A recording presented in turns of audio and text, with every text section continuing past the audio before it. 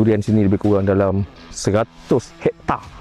Welcome to Multi-Crop Valley Tawai 3.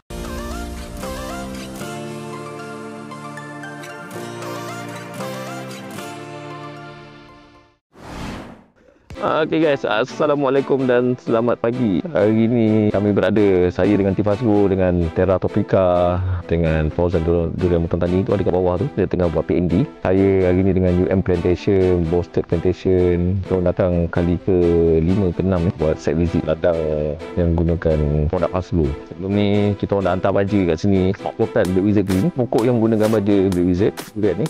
Total pokok dalam ni dianggarkan lebih kurang dalam 10,000 hingga 15,000. Ada kami suka tanam lagi lebih kurang 3,000 pokok. Alhamdulillah dia datang daripada dulu pokok yang tak berapa cantik. Sekarang ni tengok daun dah berkilat, pokok pun dah tambah baik.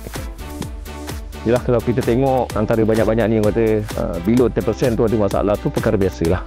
Dia takkan jadi satu tanaman kita tanam tu perfect untuk semua. Ada juga satu dua sakit tu normal lah. GV ni adalah satu kita orang punya pioneer ataupun pengguna terbesar produk Fazrul. Kami akan hantar soil care juga, InsyaAllah dalam minggu depan kita tak hantar lah. Berbagai klon yang FG tanam, contohnya ada klon Mosang King, Blackthorn. Dan kat sini multi-crop dia bukan semata-mata durian, ada kelapa pandan, ada menas di ujung sana tu, ada nangka juga. Semua ni crop-crop yang pasti dah dieksport untuk menaikkan nama Malaysia di pasar dan dunia dalam industri pertanian. Durian sini lebih kurang dalam 100 hektar.